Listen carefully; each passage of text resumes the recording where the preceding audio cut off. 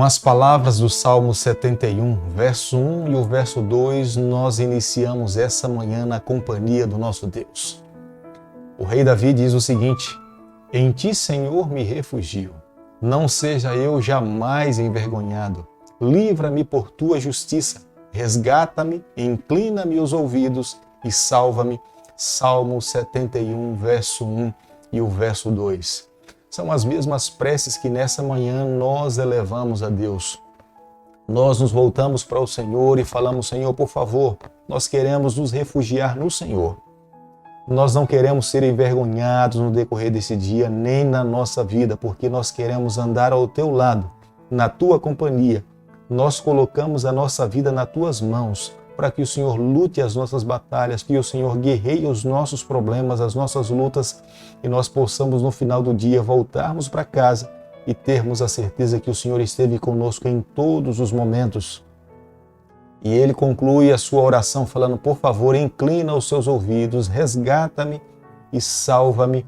É o nosso pedido e nós também queremos que de fato o Senhor faça tudo isso por cada um de nós. A cada manhã, nós temos a alegria de estudarmos um capítulo da Palavra do Senhor. E nessa manhã quero convidar você a ter nas mãos a Palavra de Deus no livro de Números, capítulo 20, o verso 12. Mas o Senhor disse a Moisés e a Arão: Visto que não cresces em mim, para me santificar diante dos filhos de Israel, por isso não fareis entrar este povo na terra que lhe dei. Moisés e Arão tiveram que lidar com a mais dura verdade. Ouviram Deus falar para eles que eles não entrariam na terra que mana leite e mel. Eles teriam que chegar até os limites da entrada da terra prometida, mas eles não poderiam entrar. Moisés e Arão ouviram de Deus claramente, Deus falando para eles as razões pelas quais eles não entrariam. Eles deixaram de representar o Senhor diante da congregação de Israel, diante do povo do Senhor. Eles deveriam ter agido com fé no momento em que estavam diante da rocha, porque a rocha representava Cristo. Mas em vez de representar o Senhor com fé, com coragem, com convicção, eles agiram descrendo, como se o Senhor não fosse agir. E aqui no capítulo 20, Deus estava deixando bem claro para eles: por essas razões, vocês não poderão entrar na terra que mana leite e mel. O ano em que se deu esse fato, a palavra de Deus não menciona. Mas quando nós avaliamos aqui no capítulo 20, do verso 22 ao verso 29, do verso 33 ao verso 38 do livro de Números, nós acabamos compreendendo que é o 40º ano depois que eles saíram do cativeiro do Egito. A maioria das pessoas que lá em Cádiz se rebelaram contra o Senhor e murmuraram contra o Senhor, quando o Senhor pediu que os espias fossem olhar a terra prometida, a maioria dessas pessoas já tinham perdido as suas vidas. Aqueles que estavam com 20 anos naquele período estavam agora com 60 anos e a grande maioria já tinha perdido a sua vida. No capítulo 20, no verso 1, nós podemos ver a Bíblia relatando o falecimento de Miriam. Miriam era uma mulher piedosa. Miriam foi uma mulher conduzida pelo Senhor. Miriam, quando nós olhamos na Bíblia, no livro de Êxodo, nós podemos ver que foi ela responsável para cuidar de Moisés. Moisés estava de uma forma vulnerável às margens do rio Nilo, mas foi ela que atentamente cuidou de Moisés. E quando as princesas encontraram Moisés, foi ela que se colocou solícita em poder encontrar uma mãe que amamentasse Moisés para que ele pudesse sobreviver. Ela, de fato, é uma mulher do Senhor. Quando o povo passou o Mar Vermelho, foi ela que liderou o povo com o cântico da vitória. Miriam, de fato, era uma mulher que vivia para o Senhor. Embora nós saibamos, como todos os seres humanos, acabou criticando o seu irmão e por essas razões não teve a alegria de poder entrar na terra prometida. Mais uma vez, na palavra de Deus, nós nos deparamos com pessoas que estavam murmurando contra Moisés e contra o Senhor. No capítulo 20, no verso 2, Deus mais uma vez queria provar a fé daquela geração. Era a geração que iria entrar na terra prometida. Os seus pais já tinham perdido as suas vidas. Os seus filhos agora já estavam crescidos, homens e mulheres, pais de família. E Deus queria provar o coração daqueles homens e daquelas mulheres. Mas nós podemos ver que as mesmas ações que os seus pais tomaram no passado, os seus filhos agora, 40 anos depois, estavam tomando a mesma atitude. Eles queriam morrer. Eles estavam desacreditados no que Deus poderia fazer por eles. Eles estavam decepcionando o que de fato Deus estava propondo fazer por cada um deles. Posso imaginar que Moisés e Arão estavam extremamente pressionados pela multidão que queria água. Estavam sedentos. Eles sabiam que a água era essencial para as suas vidas. Os seus filhos, as suas famílias, os seus animais, os seus pertences dependiam da água. Como que Moisés e Arão poderiam ter trazido eles para aquele lugar e não tinha providenciado água suficiente para que pudesse suprir a necessidade daquelas pessoas? É quando Moisés, de uma forma precipitada, em vez de falar com a rocha, Moisés fere a rocha. Moisés fala que como é que ele poderia suprir a necessidade daquelas pessoas. Deus queria chamar para si a responsabilidade de ser o comandante, de ser o Deus, de suprir as necessidades. E não seria ali em Meribá que Deus deixaria o seu povo desamparado.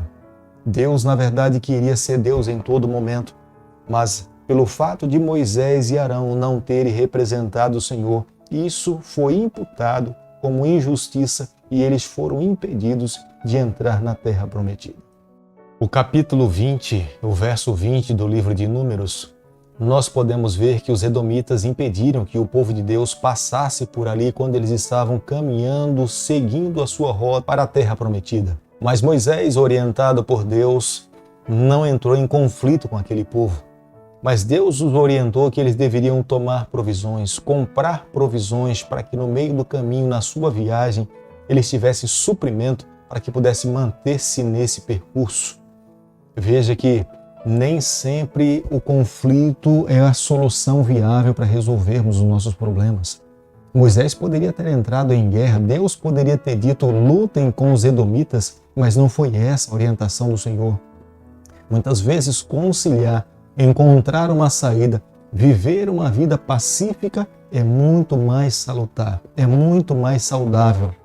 Creio que Deus estava pensando ali nas crianças, nos idosos, Deus estava pensando na nação num todo, até porque também os edomitas eram parentes do povo de Deus e o Senhor não queria que esse conflito pudesse se dar entre os seus familiares. Nós precisamos seguir as orientações da palavra de Deus.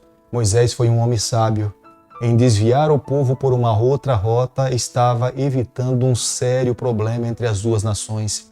Viver dessa forma foi muito mais sadio para o povo de Deus. O capítulo 20 do livro de Números, o verso 24, diz o seguinte: Arão será recolhido a seu povo, porque não entrará na terra que dei aos filhos de Israel, pois fostes rebeldes à minha palavra nas águas de Meribá.